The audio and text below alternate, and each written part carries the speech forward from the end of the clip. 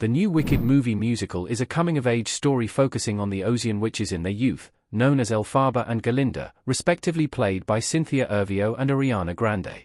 Most people have heard of the Wicked Witch of the West and Glinda the Good Witch from a little magical land called Ounce.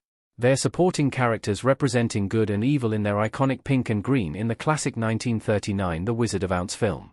However, Wicked has many storylines to cover. They are even splitting it up, with Wicked Part 2 being released in November 2025. The Wicked movie has been 20 years in the making and has an interesting history regarding the lore it's based on, from books to the Broadway show and the classic MGM film. The original movie gave viewers a gorgeous cinematic experience, going from the sepia dullness of Kansas to the bright and colorful world of Ounce. Nearly 100 years later, we're getting a new treat in movie theaters with the Wicked movie adaptation. But I'll need to go down quite the fictional rabbit hole to explain how the new musical was inspired in its depiction of these famous characters. Wicked's connection to the Wizard of Ounce explained. Wicked is based on a musical based on a book based on a movie based on a book. The Wicked Witch of the West and Glinda the Good first appeared in L. Frank Baum's 1900 children's book The Wonderful Wizard of Ounce. This book was then turned into the landmark 1939 Wizard of Ounce movie starring Judy Garland. Fast forward to 1995 when Gregory Maguire wrote Wicked, The Life and Times of the Wicked Witch of the West, a fantastical adult novel and revisionist retelling. Then in 2003, a Broadway musical loosely based on Maguire's book premiered, with lyrics by Stephen Schwartz and a script by Winnie Holzman. Wicked is still one of the longest-running productions on Broadway, via Playbill. That brings us back to the present day, where the new Wicked movie is based specifically on the stage musical.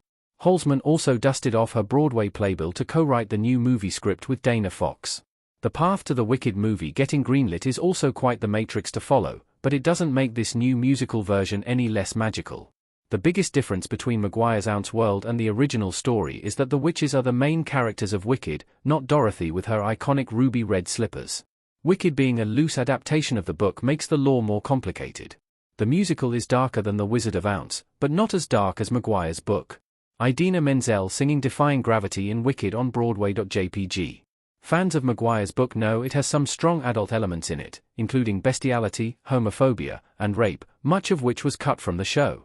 Elphaba's green skin and the negative reactions she receives her entire life, as well as the oppression of the talking animals of Ounce, clearly allude to racism. Interestingly, the Wicked Witch of the West skin was not green in Baum's original story.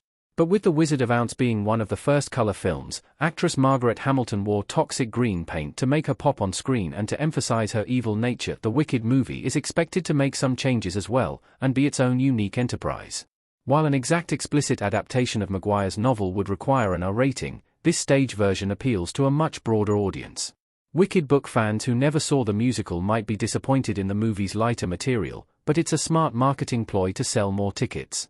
However, those who are searching for a broad explanation of the story's evolution will be even more confused when the Wicked book and play's plots and tones are so different.